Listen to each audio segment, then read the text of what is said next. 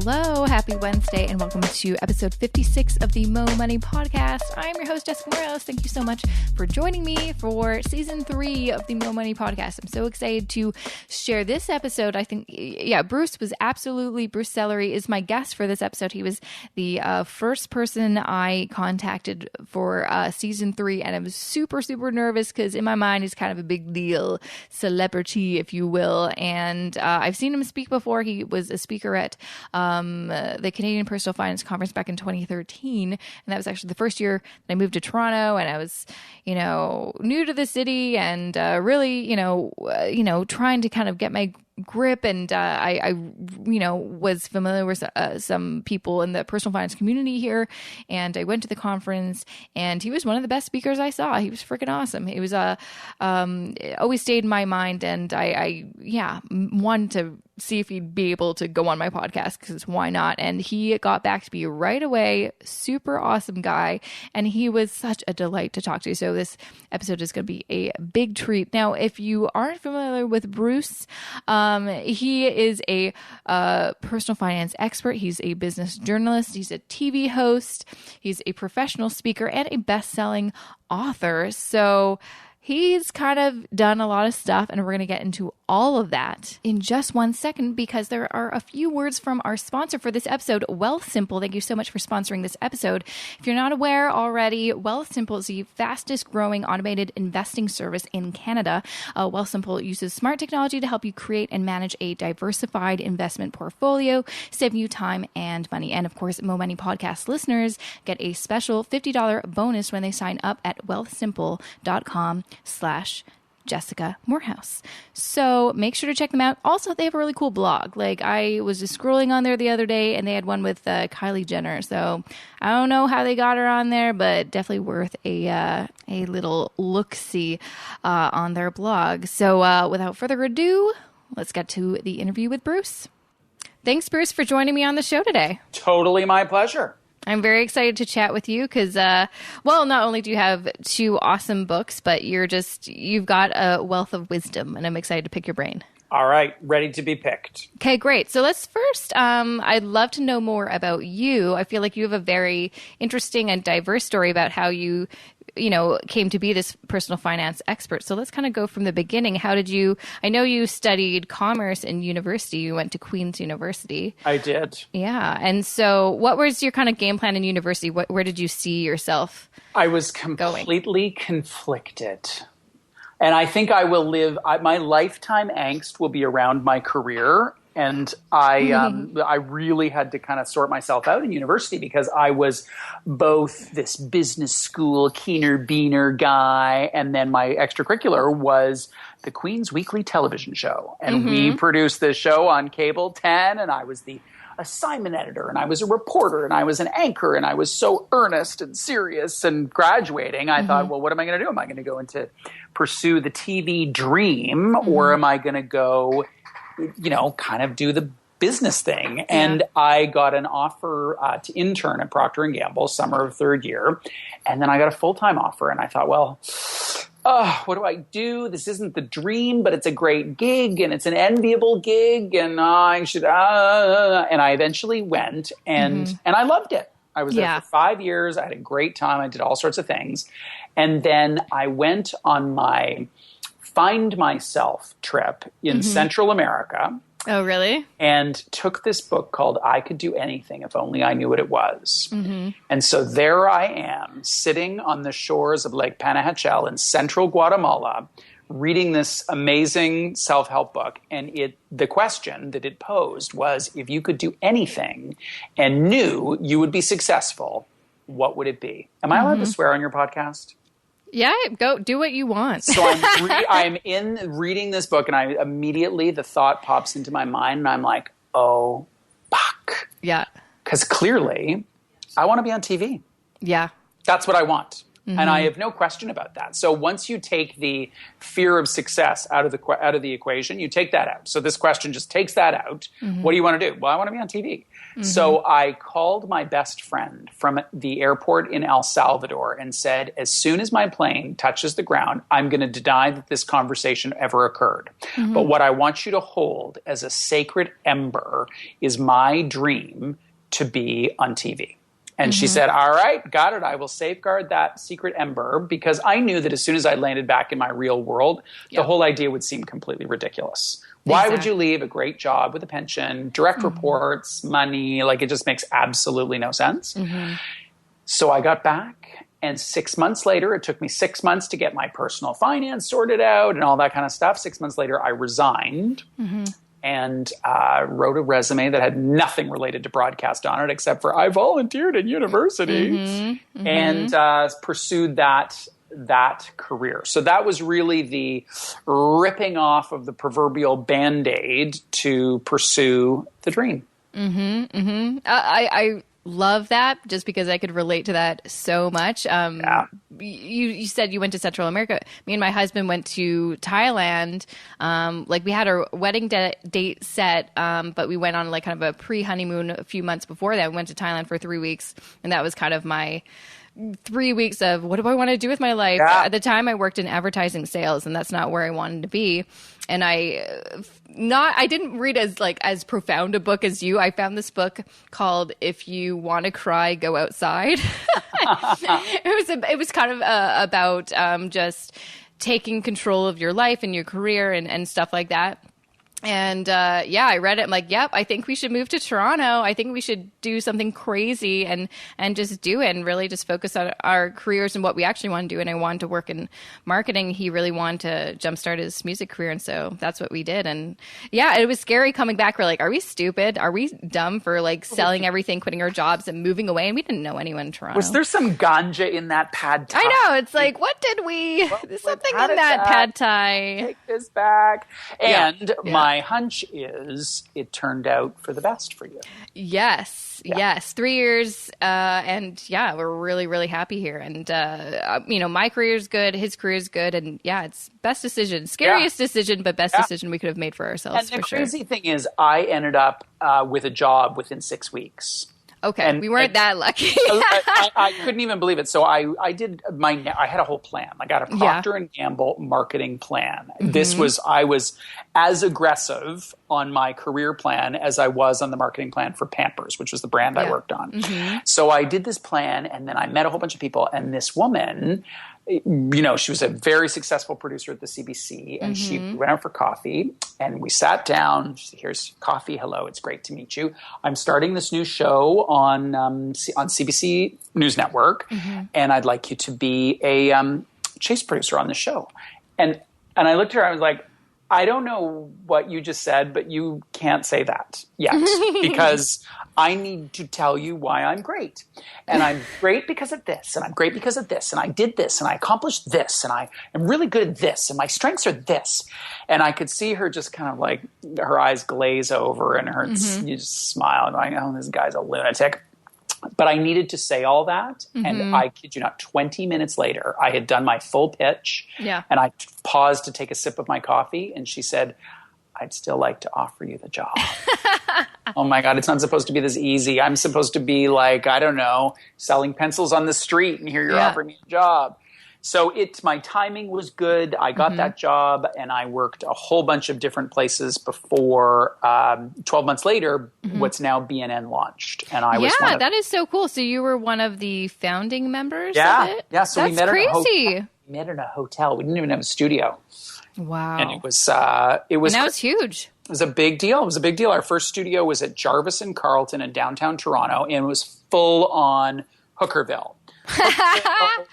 Intravenous drug users. There was a pigeon in the studio once. Oh my God. And we'd be inviting these CEOs to come, and our address is Jarvis and Carlton. So you just hope you don't get shot on your way in the door.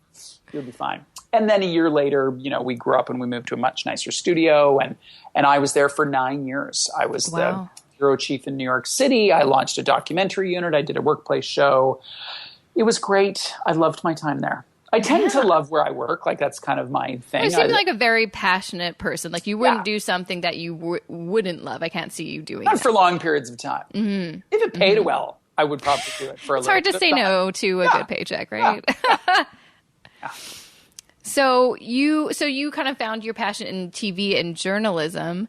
What kind of made you go from that aspect of your career and kind of shift it to more of the personal finance, helping kind of individuals tackle their personal money problems? I'm going to give you the practical answer and the philosophical answer. Yes, please. Which would you like first? Oh, whatever you like. Okay. So the practical answer is I guess we were married at that point, but my husband got his dream job in Calgary.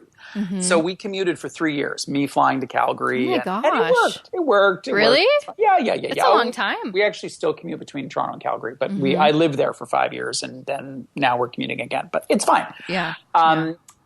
So practically I needed to move to Calgary because I wanted to have a kid. And we have to be in the same city to have a kid. That was just... Yes, you do. You can commute once you have the kid. Yeah. But to get the kid, the adoption agency doesn't do a great home study when you actually don't live together. That's a problem. So I moved to Calgary, and then I was like, what am I going to do?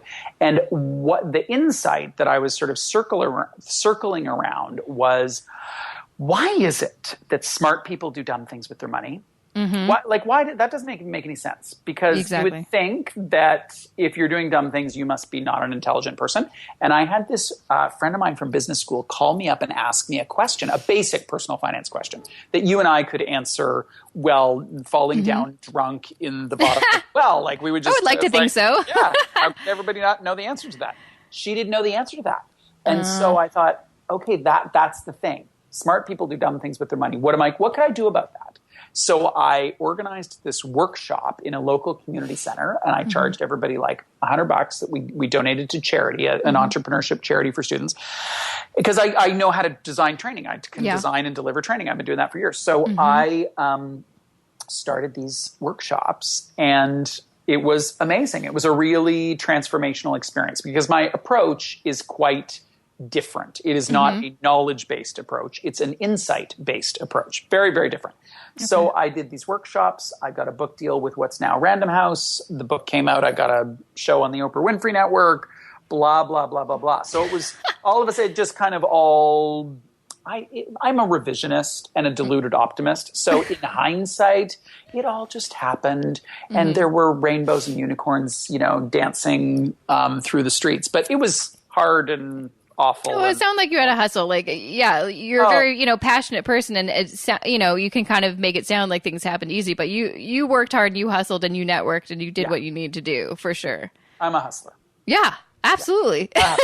I know how to hustle. Yeah. So that was what led, it was the insight that led me to personal finance. And also that I felt like there was something I could provide that wasn't out there already. And there's a lot of great, this is your world. You and I live in the same world. There's a lot of great people out there, but I felt that there was something different that I could add in the insight realm and also different in the tone realm. Yeah, absolutely. And I can tell that just from reading your two books. There are a lot of personal finance books out there that kind of teach the same principles, but it's all about how you teach it. So I found, I really like, your personality and your approach because it's very, comfortable. I feel like a friend is talking to me, and I think that's really helpful. That was the idea. In fact, when I wrote the first draft, I sent the first draft to 6 people. And I said, just read it and to tell me what you don't understand, but also tell me when you don't hear my voice. Yeah. Because I, like all of us, can get into jargonson sometimes and just speaking in a way that doesn't actually make sense to people. It's not how people talk. And I got this incredible feedback from people to say, I have no idea what you're talking about here, or like, where are you? Why are you not talking to me? Tell me a story. Exactly. So it was really helpful. Yeah. But never write a book. It's the worst thing ever in the history of the world. It's horrible. Horrible. Don't do it. I kind of want to, though. It sounds like a cool accomplishment. I mean, how cool is it to say that you wrote not one but 2 books? It is. It's a great accomplishment. It is. But the process very hard. It's really hard. Yeah. Really hard. Yeah, I get that. I mean, I find it hard to write blog posts. Yeah. It's like 700 words. Yeah. And I'm I also struggle. a polar extrovert. Oh, I can tell. Yeah. It's abundantly clear. My 6-year-old is quite hilarious. So she is very much like me. And so we're riding a tandem bike coming home from swimming. That's and adorable. She does, as she always does, she just says hello to people as we're like bellows at the top of her. Hello. She could strike up a conversation with a dish towel. And that's so funny. Perfectly. So that's kind of me too. Yeah. And so the solitary nature of writing a book was really hard. Mm-hmm. Mm-hmm. And how long did it take you to write your first book? Well, I still have the notes from the meeting I had with a publishing person in 2001. The book came out in 2011. Mm-hmm. Wow. So I really, I got the deal in, I want to say June of 2009 and submitted the manuscript in basically a year later. I think that's about right. Mm-hmm. So it doesn't have to take that long. Mm-hmm. And people who don't work with a traditional publisher, if you're doing a self-published book, it can be much faster. Yeah. But the bottom line is you're writing 60 to 70,000 words. Those words do not fall from the sky like raindrops. Yeah. You got to work for those words, and you probably write 120,000 to get the 60,000 that you want in the book. Mm-hmm. What I don't understand, because it's how do you know how to write a book if you've never written a book before? Did you do research on how to write a book? How does that even happen? Oh, no. I was blessed. First of all, I was blessed with an amazing editor. Mm-hmm. I just want to smooch her. The memory of that relationship was so amazing. And so she basically said, it's all in you. We want nothing other than you. So it wasn't like I was trying to find a voice or a style. I was just to do it in my own way. Now, I will say I am a very organized thinker and an organized project manager. So she said, I am the only author that has ever come to her with a work back schedule. Oh. She was looking at it going, I know what that is, but it's not usually something that the author shows up with. But I needed that because I didn't know the phases. I didn't know the difference between a substantive edit and a line edit and a copy edit. I don't know what those things are. So putting them on a work back schedule, she was able to say, listen, okay, so from here, once you submit the first draft, then it takes me this amount of time to do the substantive edit. Then it's going to take about this amount of time for you to do the changes and blah, blah, blah, blah, blah. So I just approached it like a big project and broke it down into manageable chunks. It was still incredibly painful. So why did you write a second book? Oh, my God. Well, here's what happened with the bloody second book. I was going to write a very short little RSP thing. And I was just going to kind of self-publish it, or wasn't really clear what I was going to do. So I talked to my editor and I said, oh, yeah, just, I'm doing this little RSP thing. And she said in the loveliest, nicest way, remember, we have right of first refusal. It's like, oh my God, I didn't even think of that. So I had a contractual obligation to give them the right to refuse. So I sent her what I had, and she said, first of all, there's a book there. It doesn't have to be a short thing. There's actually a whole book there. And second of all, we want it. Oh. Now you got a book. Oh my God. I can't believe I'm doing this again. This is a terrible idea. But I did, and it was way, way, way easier the second time. Yeah, because you knew what to expect and how to do it, right? Yeah. Do you think you'll write another one? I don't know. Yeah. Here's why I don't know. For me, my personality type and my skill set, it takes everything for me to write a book. Yeah. What's easy is television. What's easy is video. What's easy is radio. Those are the things that are really, really easy. So given where I am in my career, I've got a foundation laid, and I don't need the book to put me in the public sphere like I did with the first one. So now I'm on Cityline. I do Cityline. I'm the Cityline guy. I can do that, and I don't mean to be obnoxious about it, but I have those relationships are already formed. So because there's no money in books. There's no money. That's what I hear. The whole thing is hilarious. Yeah. My advance, I think, was $10,000. And so, and I earned out my advance and then some, but maybe I made, I don't know what I made, maybe 20 grand, which it was a year of my life. Yeah. It's like you can't live off that.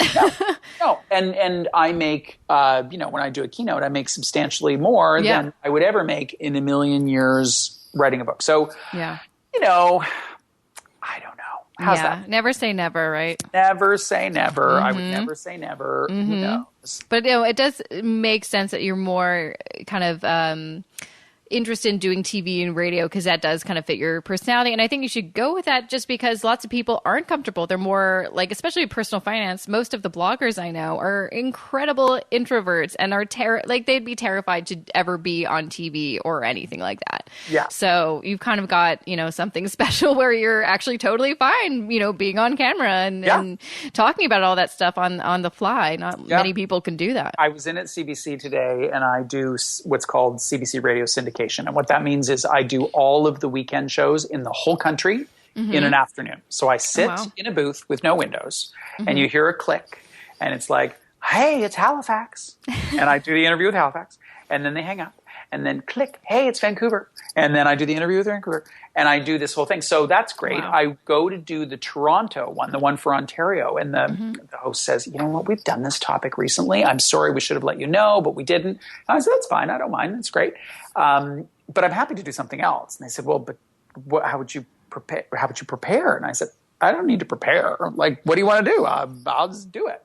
Yeah. So I had to do another bunch of cities. And then I came back and she said, worked up this whole segment about a who knows what. And I just did it. But it's the way that a writer could look at the clock and someone would say, your deadline is 60 minutes and you need to have this 1,000-word newspaper article done in 60 minutes. I would burst into tears and run for the medicine cabinet and swallow a bottle of Tums. But someone who's worked in a deadline newsroom in the newspaper world would be like, clickety clackety, send.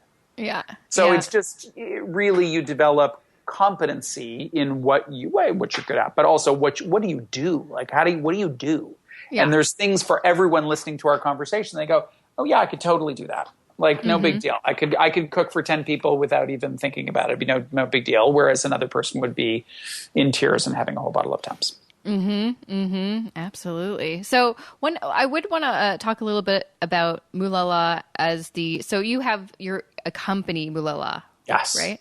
So let's talk a little bit about that. When did that come about? I started that really with the workshops, but I didn't know what that would actually mean. And I actually kept... Where'd you come up with the name anyway? I love it. Just came to me. Really? It's one of those ones. It just came to me. And then, I would sort of talk about it. And I have this one friend from my BNN days, and she said, it's magic. You need to trademark it. Yeah. And it needs to be your book. It's gold. So yeah. And people, some of them don't know how to pronounce it. You pronounced it very well. Some people Moolala. are like, it's like Moolala. Moolala with them. Yeah, there exactly. we go. But some people mispronounce, and I get introduced for when I do keynotes all the time. And they introduce them. They're like, Moolala. No.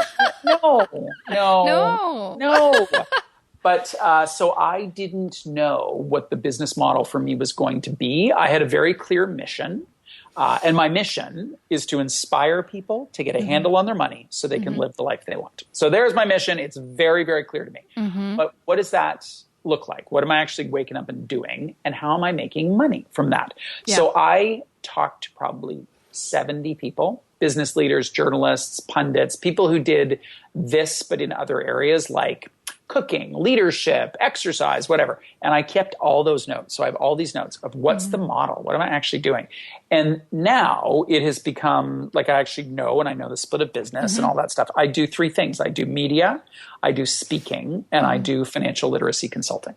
And there's a huge ebb and flow. The year I did the Oprah Winfrey show, that was a big piece of my income. These days, most of the media that I do is for PR and because I love it, but it's not, those are not the mortgage payments. No. Let's go. I'm curious now, since we've kind of, thank you for sharing your story. I thought that was very, very enlightening. What I'd love to know, since you have been in this industry, this business for so long, and you have so much intel about personal finance, what are some of the most, I guess, your book is about, why do smart people do dumb things? What are some of the most common dumb things that people do that there's an easy fix for? Well, the number one thing, and this is going to sound really meta, but it's not. The number one thing is people are oblivious. Mm-hmm. They just are oblivious. And if they simply paid attention, they would have a seismic change in the results that they have.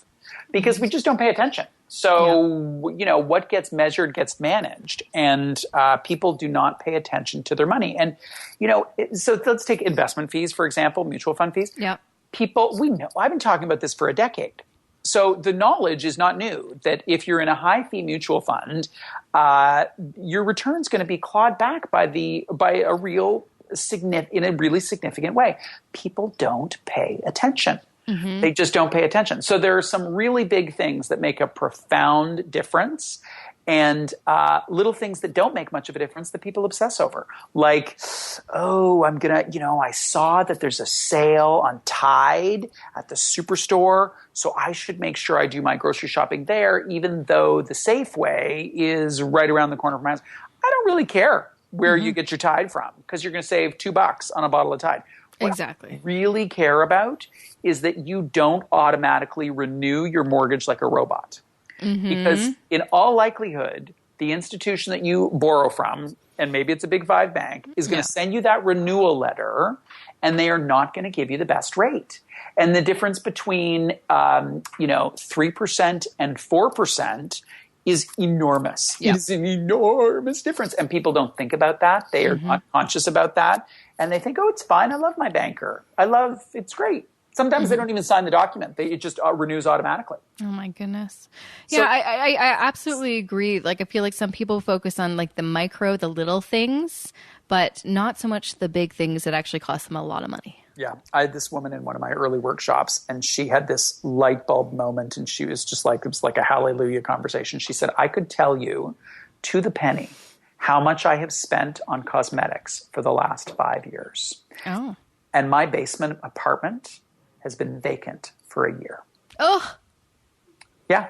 So there you have left they say it's $1,000 a month, $12,000 on the table. Oh, you flushed it down the toilet. Exactly. And hooray for you. You know how much lip gloss you have consumed. Yeah. I mean, it's important to track your spending for sure. But I feel like, and that's just one of the things that it took me a little while to kind of figure out once I kind of got, really understood about budgeting and saving and all that stuff. Then I'm like, okay, well, what's next? Making more money. And I think that's kind of a thing that people forget about. Yeah. You can make more money that, beyond just your, full-time job or whatever. Yeah. I'm actually a contrarian. I don't believe it's important to track your spending. Oh. No, I don't. I think it depends. Because sometimes it can get a little crazy and you'll be like, where did all my money go? And if you tracked it, then you would know where it went. But I'm the same way. I don't like to track my spending, but I know I should.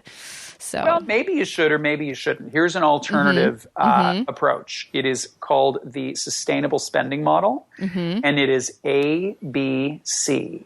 Analyze, brainstorm, change. Mm-hmm. So tracking involves tracking your spending over the course of time, and it's just kind of what you always do. You always track your spending. When I hear people tracking their spending, it's like something that you do, like eating healthily, do that all the time.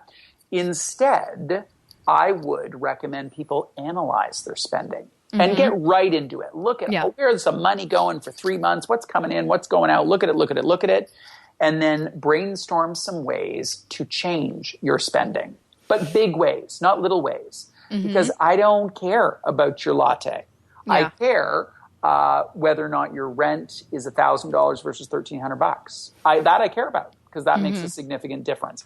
And then change 2 or 3 big things. Change your career. Change your apartment, change your car, change something that's going to be material, get rid of your landline, get rid of your cable, change something significant so that you can find your way back to living in a place of abundance. And tracking, it's very difficult to be in a place of abundance when you're tracking every single penny that you spend.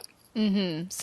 So really maybe a good strategy is tracking so you can have the data to analyze and then with that data, come up with a plan, and then you may not have to spend as much time on the tracking. Yeah. Like kind of what me and my husband we try to experiment because I'm the Uber nerd and I make him do it, but we kind of experiment with different ways to like, you know, track our spending or budget or whatever, just to like, maybe if we do this, maybe we'll save more money or whatever.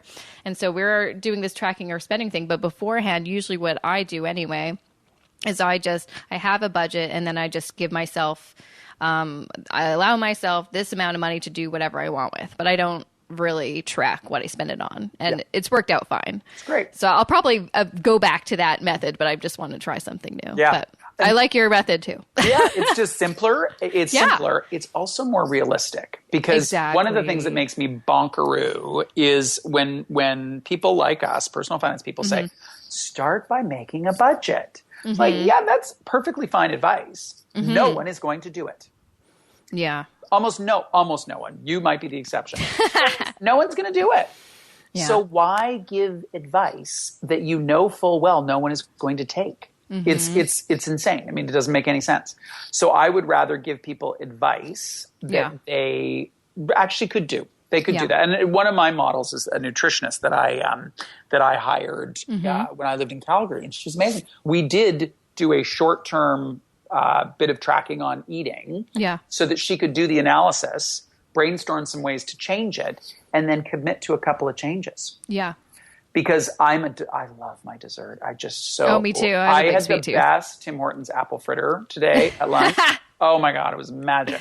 I know. Yeah. Love it. And she said, you should absolutely have your apple fritter. That's fantastic. But do you need the crappy slab cake that someone brought in to mark a colleague's birthday? It's like, no, I don't. I hate it. So with Abby, we quite often go to ice cream places that she loves that I don't love. Like those chains, the frozen yogurt chains, where the quality is just gross, and I can't believe that I'm letting her putting those petrochemicals inside her poor, delicate body. But she loves it, and so far there's been no data that says there are carcinogens in there. So I let her have it. It's fine. I mean, I grew up on McDonald's. I'm still alive. Exactly. It's okay. But I'm not tempted. If we go to Baskin Robbins, I'm not even going to pay attention to her or whether or not her needs are met, because I'm having a double Rocky Road on a sugar cone. And I'm doing that every day if I can. Because I love. Yeah. I know what you mean. There's two bakeries like a block from my house. Red alert, you got to move. It gets dangerous. I walk by it every single day, like twice a day. It's dangerous. You need a new route. I don't know what you need to do. You need a practice whereby at a certain block, you look right. Yeah. So you not see the bakery on your left-hand side. I know. It's very tricky. It's very tricky.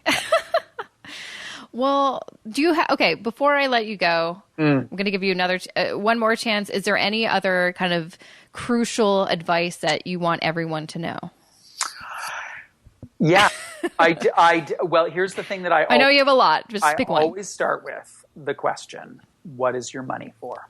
I always start. So it's where the books start. It's where I start in a keynote setting. It's where I start in conversation, because having a context for money is what's required to alter your behavior. It gives you your motivation. It helps you judge your behavior as to seeing whether or not your behavior is consistent.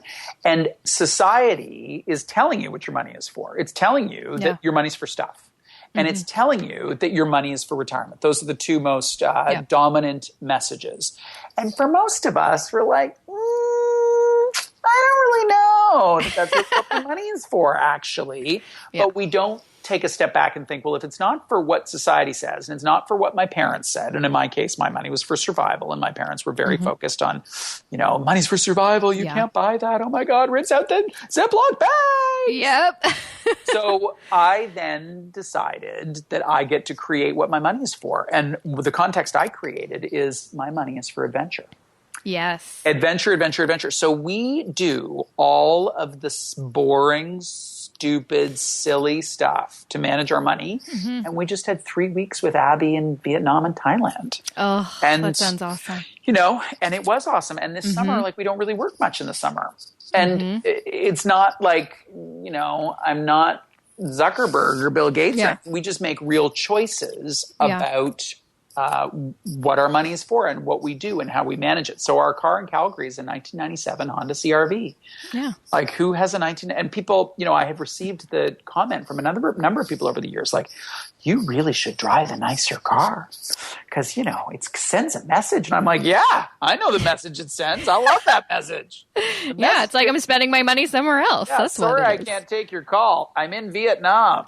Exactly. I drive a 1997 Honda CRV. Exactly. So really answer that question, and that gives you. So when you feel like I don't want to, or work the extra shift, I don't want to manage my temptation around stuff. I don't want to, because we're kind of all whining 4-year-olds at heart. Yeah. Here's your answer, because it's adventure, it's family, it's choices, it's freedom, it's beauty, it's prestige, it's whatever it is. It doesn't matter. Have it be your own answer, but that then is what will provide the motivation in those dark days when all you want to do is eat apple fritters all day long. And that was episode 56 of the Mo Money podcast with the awesome Bruce Sellery. Make sure to check out his website, moolala.ca, for more info about him. Also, check out his books. They're freaking awesome. You can buy them. They're also at the library, but you'll definitely want to check them out. I, of course, have read them, and I love Bruce's tone. Like, he just makes it fun. He just makes money fun. So definitely check those out. And, of course, visit the show notes for this episode, jessicamorales.com/56. If you're ever keen to check out the show notes for any episode, it's as easy as going jessicamorales.com/whatever the number of the episode is. I made it very simple for you. So make sure to do that. I'm going to include some info about this episode. There's some kind of fun things that I cut out of the episode, and I also am going to include some useful links and resources and things that you'll want to check out. So just go there, jessicamorales.com/56. It's that easy, people. And of course, thank you again to today's episode sponsor, Wealthsimple. Don't forget, they're the fastest growing automated investing service in Canada. You're going to want to check them out if you're interested in kind of taking control of your investments, doing it online, and being smart with it. So make sure to check them out. And of course, if you want to sign up with them, you will get a $50 bonus as a Mo Money podcast listener. All you have to do is go to wealthsimple.com/Jessica Morehouse. And before you go, I hope you enjoyed this episode enough to leave me an iTunes review. iTunes reviews, I love them. I will give you a shout out in a future episode. Also, it helps me become a little bit more searchable in iTunes, so other people who are maybe looking for some great interviews about money or looking for some advice and tips, they can find me a little bit easier. So show me some love if you don't mind.